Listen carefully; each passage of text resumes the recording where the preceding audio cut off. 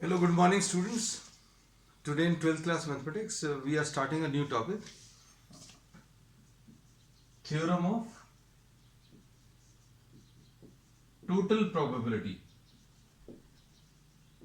बच्चों इसका एक फार्मूला है, वो फार्मूला अभी हम लोग पहले नहीं देंगे. Will be taking an example, will be solving a problem.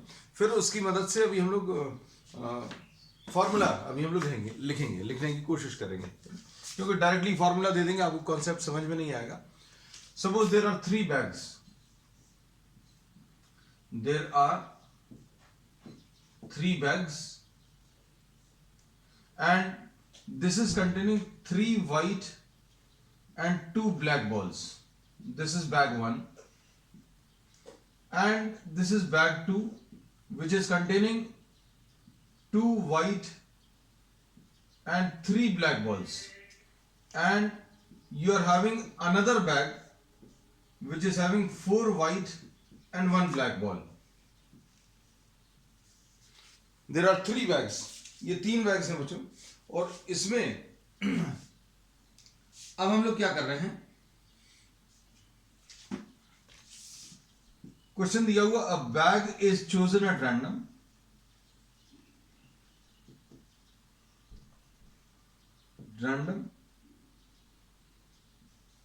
And a ball is drawn from it.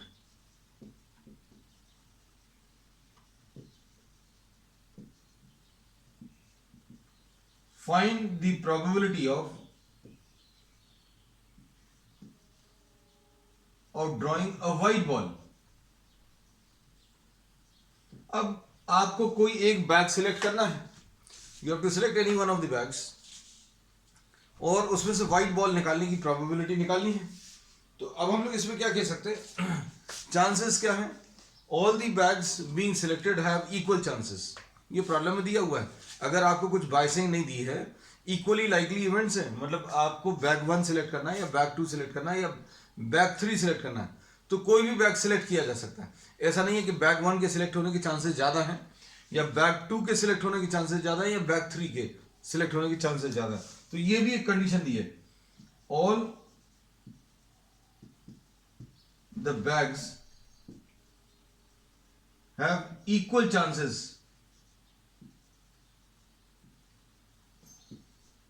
of being chosen. अब देखो, आपको व्हाइट बॉल ड्रॉ करनी है, तो व्हाइट बॉल अगर सिंपल बैग 1 में से निकालने को बोले, तो व्हाइट बॉल इसमें से ड्रॉ करने की प्रोबेबिलिटी आ जाएगी 3/5. इसमें से व्हाइट बॉल अगर निकालनी है, तो व्हाइट बॉल को निकालने की चांसेस क्या आ जाएंगे, 2/5. बिकॉज द फेवरेबल केसेस इसमें बच्चों कितने रहेंगे, 2 white balls and total balls 5 हैं. यहां से अगर व्हाइट बॉल निकालनी, तो व्हाइट बॉल निकालने के चांसेस क्या आ जाएंगे, 4/5. क्यों? क्योंकि टोटल व्हाइट बॉल्स 4 हैं, and the total balls which are present in the bag are 5. तो इन 5 बॉल्स में से 4 व्हाइट बॉल्स हैं, and you have to select a white ball. अगर सिंपल आपको ऐसा कुछ पूछा होता कि इसमें से व्हाइट बॉल निकालो, व्हाइट बॉल निकालने के चांसेस प्रोबेबिलिटी निकालो, तो 3/5. इसमें व्हाइट बॉल निकालने के चांसेस 2/5. इसमें से व्हाइट बॉल निकालने के चांसेस 4/5. लेकिन कौन सा वाला बैग सिलेक्ट कर रहे हैं ये अभी हम लोग नहीं मालूम. So there are chances that you will be selecting what, bag 1 and white ball from it, और there are chances you are selecting bag 2 and drawing a white ball from it, or B3 selecting the bag 3 and drawing a white ball from it. अब bags को select करने के chances क्या है बच्चों, total 3 bags हैं और सबके इक्वल चांसेस हैं. तो अभी हम लोग बोलेंगे इस बैग को सिलेक्ट करने की प्रोबेबिलिटी क्या आ जाएगी, 1/3, क्योंकि टोटल 3 बैग्स हैं और 3 बैग्स में से किसी एक बैग को सिलेक्ट करने की प्रोबेबिलिटी इक्वल चांसेस हैं. Therefore the probability of this bag B1 getting selected will be what, 1/3.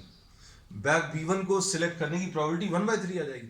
अब आपने इस बैग को सिलेक्ट कर लिया, फिर इसमें से व्हाइट निकाला, ये देखो, selecting what, B1 and drawing a white ball from it.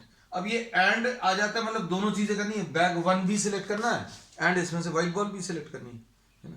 अब ऐसा नहीं है कि बैग 1 सिलेक्ट कर लिया और उसमें से ब्लैक बॉल निकाल रहे हैं, लेकिन प्रॉब्लम में इसमें दिया हुआ है selecting any one of the bags and drawing a white ball from it. So we say that and will be replaced by what? A multiplication sign, and or will be replaced by what? A plus sign. So we say that probability of drawing a white ball will be found in this manner. Probability of selecting bag 1 and drawing a white from it plus probability of selecting bag 2. ये B1 B2 B3 क्या है बच्चों? इसको नाम B1 दे दिया, इसको नाम B2 दे दिया और इसको नाम B3 दे दिया. डैश नहीं लगाते. B1 B2 and B3. Probability of selecting B2 and drawing a white ball from it. Or there are chances. और वर्ड यूज करें तो प्लस साइन आएगा. Probability of selecting bag 3 and drawing a white ball from it. तो और word की जगह आपने plus sign लगा दिया. अब हम लोगों ने क्या बोला कि या तो आप B1 सिलेक्ट करोगे या फिर और you will be selecting bag 2 और you will select bag 3. Bag select करने में और लगा दिया. बैग सिलेक्ट करने में अभी हम लोगों ने और लगाया है. अब बैग सिलेक्ट करने के बाद आपको व्हाइट बॉल ही निकालना है, ये याद रखना. उसमें कोई ऑप्शंस नहीं है. उसमें ऐसा नहीं है कि आप व्हाइट निकाल सकते हो और you can draw black ball. This is not the option. The only option is you have to draw a white ball. So probability of selecting bag 1 and you have to draw white from it. और word की जगह plus आ गया. Probability of selecting the second bag and drawing a white ball from it. और probability of selecting bag 3 and drawing a white ball from it. अब देखो इसको कैसा लिखेंगे बच्चों? इसको अभी हम लोग लिख सकते हैं प्रोबेबिलिटी ऑफ सिलेक्टिंग B1. तो प्रोबेबिलिटी ऑफ सिलेक्टिंग B1 बच्चों ये 1/3 आ जाएगा. प्रोबेबिलिटी ऑफ B2 कितना आ जाएगा? ये भी 1/3 आ जाएगा. Probability of B3 being selected ये भी 1/3. क्यों? क्योंकि टोटल 3 बैग्स है. तो ये कितना आ जाएगा? देखो इसको अभी हम लोग लिख सकते हैं 1/3 इंटू व्हाइट निकालने के चांसेस. इसमें से व्हाइट निकालने के चांसेस 3/5. इसमें से व्हाइट ड्रॉ करने के 2/5. इसमें से व्हाइट निकालने की प्रोबेबिलिटी 4/5. ये तो 10 के बेसिस पे भी बता सकते हैं आप. तो आपने पहला बैग सिलेक्ट किया, उसकी प्रोबेबिलिटी 1/3 और इसमें से व्हाइट बॉल निकाला 3/5 प्लस प्रोबेबिलिटी ऑफ B2. तो B2 बच्चों 1/3 into probability of drawing a white ball from it. Second bag select होने की प्रोबेबिलिटी 1/3 और इसमें से व्हाइट बॉल निकालना है. तो इसमें से व्हाइट बॉल निकालने के चांसेस 2/5 प्लस यहां पर क्या आ जाएगा? यहां पर 1/3 is the probability of selecting the third bag and drawing a white ball from it. तो व्हाइट बॉल अगर आपने निकाल लिया तो व्हाइट बॉल का 4/5. तो बच्चों ये कुछ नहीं है, ये टोटल प्रोबेबिलिटी है. टोटल प्रोबेबिलिटी का फॉर्मूला इसी से बनता है. अब इसको लिखने का तरीका जरूर थोड़ा सा मैथमेटिकल लैंग्वेज में अगर अभी हम लोग लिखें तो कैसा लिखेंगे ये अब हम आपको इसमें बता देना है. क्योंकि किताबों में डायरेक्ट फार्मूला दिया हुआ है ना, तो ये समझ नहीं आता ये इतने कॉम्प्लिकेटेड से का फार्मूले का होगा क्या. तो ये अभी आप एक बार कॉन्सेप्ट को समझ जाएं तो आपको फार्मूला लिखना भी आसान होगा. अब इसको कैसा लिखा है? Probability of drawing white. इसको तो सॉल्व कर सकते हैं ना बच्चों. ये कितना आ जाएगा? 3 and 2 5 and 4 9 है ना. 3 आ गया इधर ऊपर, 2 आ गया, 3 + 2 5 and 4 9. 9/15 will be the answer. ठीक. अब इसके बाद नेक्स्ट है, इसमें देखो कैसा लिखेंगे. Probability of drawing a white ball will be equal to what?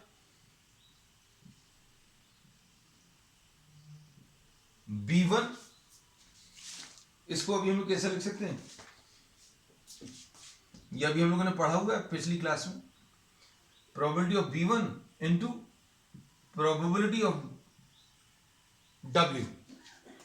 ऐसे ही लिखते हैं probability of B1 into probability of W. when it is known that B1 has already occurred, मतलब आपने बैग B1 सिलेक्ट कर लिया है, उसमें से व्हाइट बॉल निकालना है। सिंपल भाषा में इसको अभी हम लोग ऐसा लिख सकते हैं, probability of B1 into probability of W। लेकिन इसमें मैथमेटिकल लैंग्वेज में अभी हम लोग कैसा लिखेंगे, probability of selecting the bag 1 इसको into probability of selecting white ball from the bag B1। अब इसको कैसा लिखेंगे, ये आ जाएगा probability of B2 into probability of drawing what, white ball, when it is given that you have selected what, B2,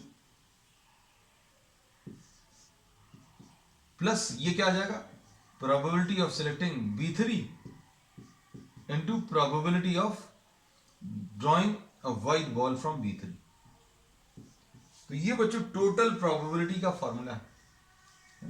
तो ये देखने में थोड़ा सा कॉम्प्लिकेटेड लगता है, but once you understand the concept कि व्हाइट बॉल अगर निकालना तो कैसे निकालोगे, B1 सिलेक्ट करो, व्हाइट निकालो, किस में से, B1 में से, और you can select B2 and then you can select what, white from B2, और you can select B3 and you can select what, white from B3।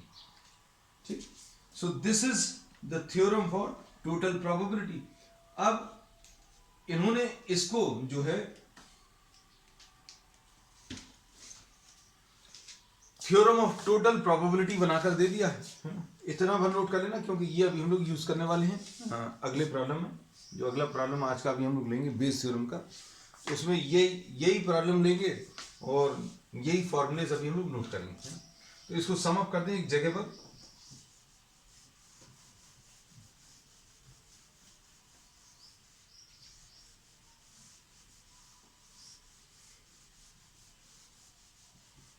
तो हम लोगों ने इसमें क्या बताया कि बहुत सारे कुछ इवेंट्स दिए होंगे, E1, E2, E3 which are a partition of the sample space।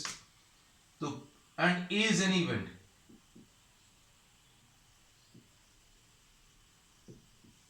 associated with the given sample space। Statement बच्चों अभी आप देख लेना, probability of A will be equal to probability of E1 into probability of A by E1 plus probability of E2 into probability of A by E2 and so on। ऐसा लिखते चले जाना है। और इस केस में कैसा अप्लाई होगा ये अभी हमने आपको बता दिया। A is getting what, white ball। आपको white ball अगर निकालनी है तो कैसे निकालोगे, probability of drawing a white ball will be probability of selecting what, the bag 1 into probability of drawing white ball from the first bag, or you can select the second bag into probability of drawing white ball from B2 plus probability of B3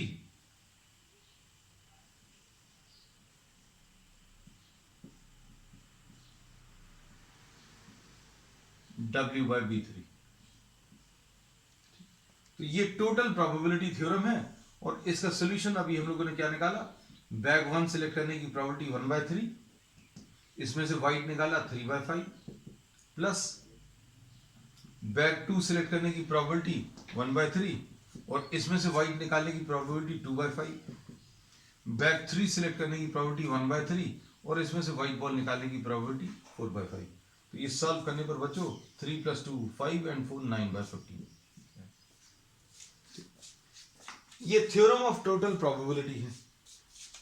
अब इसके बाद आपको next क्या पूछा है, अच्छे देखना। Next topic है बच्चों बेस थ्योरम।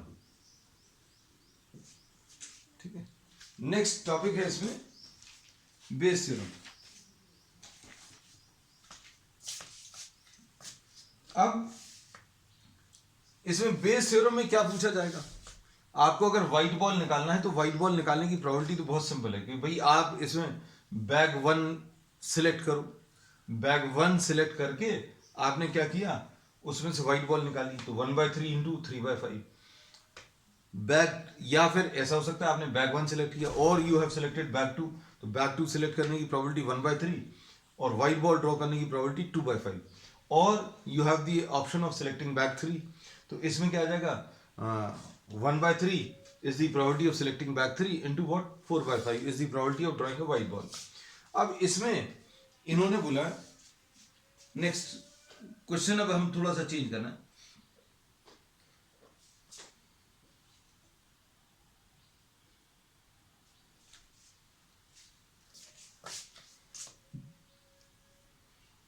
इसको भी हम थोड़ा सा रब कर देंगे कुछ पार्ट।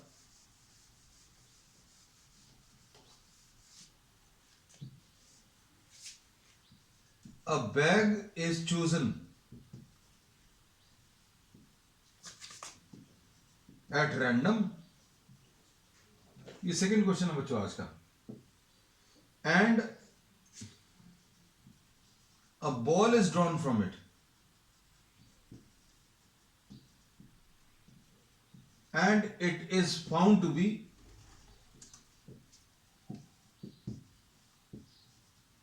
white, है ना। अब आपको लगेगा कि भाई ये इसमें कि नया क्या है ना, तो नया अब आएगा आगे, देखो a bag is chosen at random and a ball is drawn from it, एक बैग सिलेक्ट किया और उसमें से एक बॉल निकाली, it is found to be white, find the probability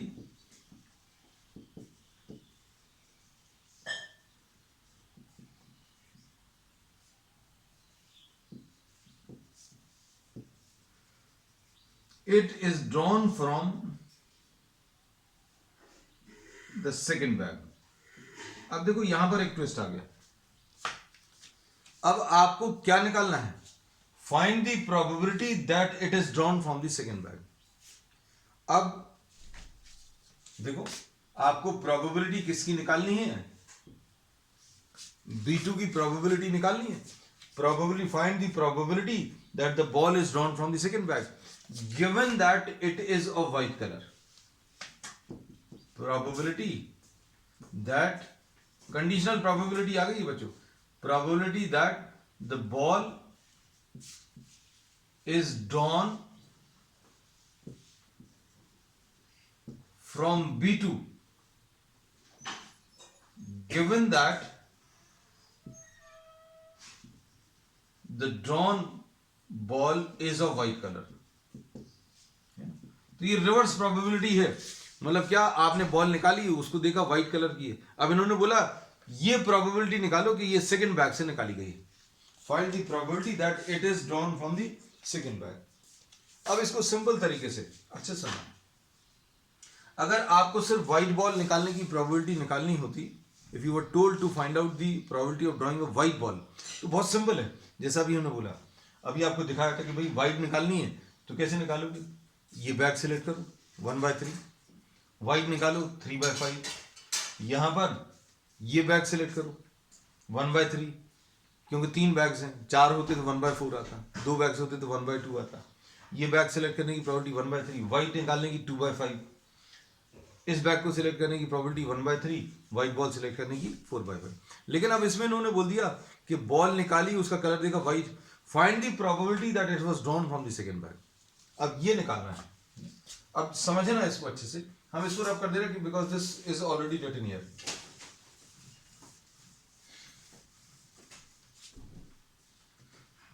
base theorem कुछ नहीं बच्चों, एक कंडीशनल प्रोबेबिलिटी का एक एक्सटेंशन है, सिंपल। अब इसका फॉर्मूला तो मालूम है, this we have studied, conditional probability में पढ़ोगे,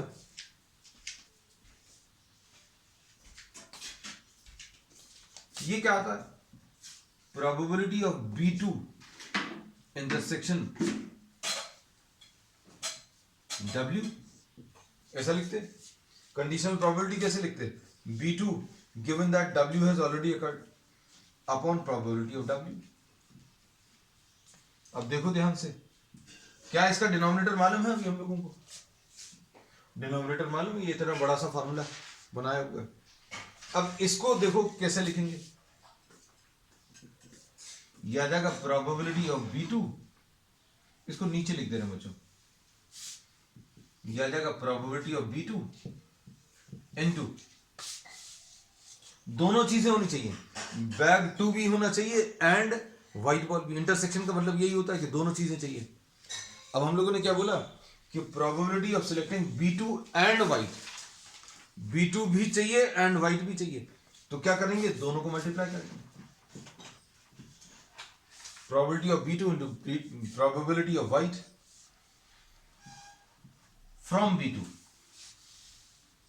ठीक है, ऐसे ही लिखते हैं अभी हम।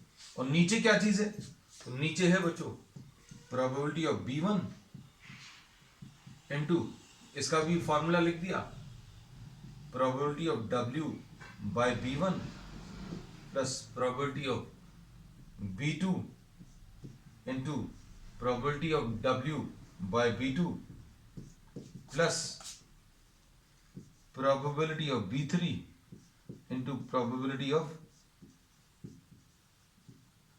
W by B3।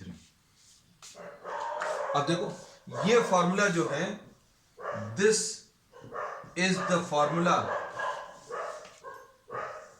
Which is termed as what, the Bayes theorem. ये बेस थ्योरम है, ये यहां कहीं पर आता है ऐसा। चलो अब इसके बाद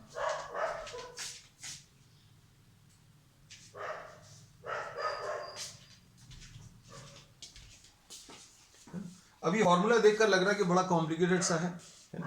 तो हम लोग क्या बोलेंगे, ये probability of the ball being drawn from the second bag given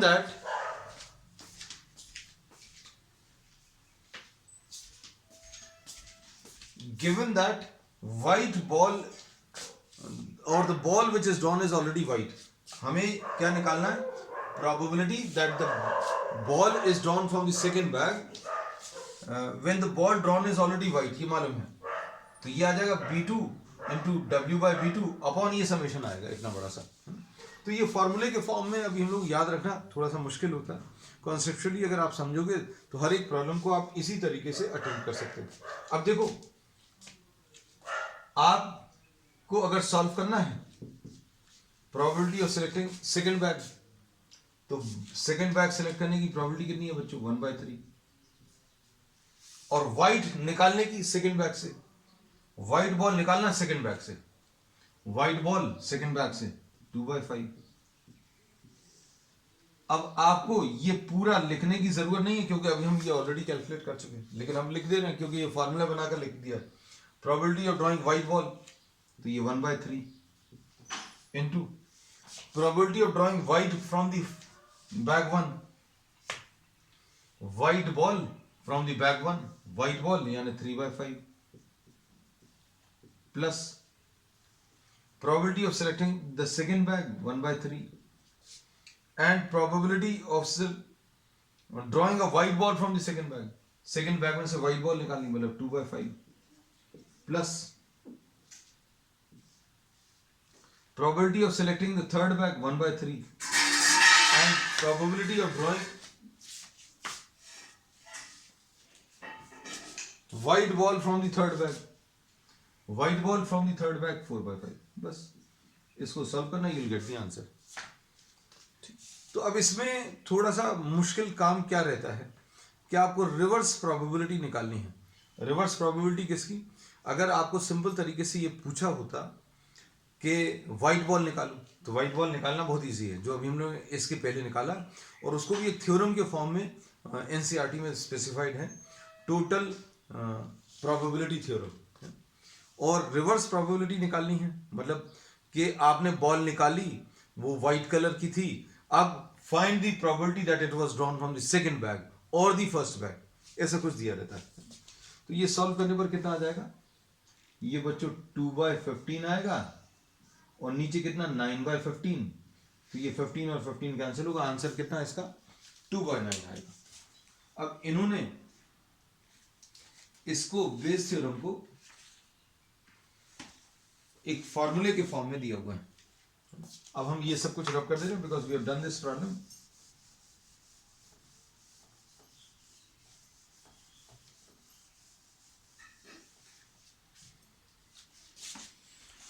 अब इसमें कंडीशन क्या दी रहेगी बच्चों, कुछ इवेंट्स है E1, E2, E3 up to En, और ये मिलाकर, ये सारे के सारे मिलाकर अगर सैंपल स्पेस दे रहे हैं एंड ये पेयर वाइज डिसजॉइंट है, मतलब कुछ भी इनमें कॉमन नहीं है, जैसे E1 था बैग 1 का सिलेक्ट करना, E2 क्या था बैग 2 का सिलेक्ट करना, E3 क्या था बैग 3 का सिलेक्ट करना। हम एग्जांपल भी देते जा रहे हैं बच्चों इसमें। अब इसके बाद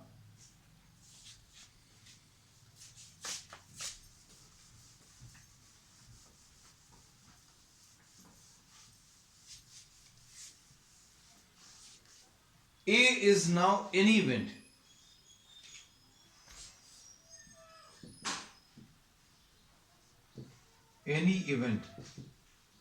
associated with the given sample space। कोई भी एक इवेंट है which is associated with the given sample space, probability of occurrence of EI by A, ऐसा लिखेंगे इसको, probability of EI by A will be equal to probability of EI into probability of A by EI upon, कैसा लिखेंगे बच्चों, अब नीचे summation आ जाएगा पूरा इसी सब का एडिशन। ये कैसा मिलेगा, probability of E1 into probability of A by E1 plus probability of E2 into probability of A by E2 and so on, ऐसी लिखते चले जाओ कहानी। ये EI इसलिए लिख दिया कि इसमें आपको ऐसा पूछ सकते हैं, ध्यान से सुनना, probability of E1 by A अगर पूछेंगे तो probability of E1 into probability of A by E1, और नीचे बच्चों ये पूरी कहानी आ जाएगी, कौन सी, probability of E1 into probability of A by E1 plus probability of E2 into probability of A by E2, जितने इवेंट्स दिए हों, अगर E1 E2 E3 है तो 3 ही आएंगे, E1 E2 E3 E4 है तो 4 आएंगे, है ना। इसमें अगर यहां पर 2 होता तो 2 का तो अभी हम लोग कर ही चुके हैं आज, तो यहां पर क्या आ जाएगा, probability of E2 into probability of A by E2, मतलब व्हाइट बॉल सेकंड बैग में से निकाली गई है, इसकी प्रोबेबिलिटी निकाली, ठीक है। तो ये क्या चीज है बच्चों, बेस थ्योरम। तो आज अभी हम लोगों ने क्या किया, एक इलस्ट्रेशन की मदद से दो बहुत important theorems, theorem of total probability and Bayes theorem किया है। अब इस पर बेस्ड बच्चों प्रॉब्लम्स अभी हम लोग करेंगे नेक्स्ट टाइम पर। That's all for today.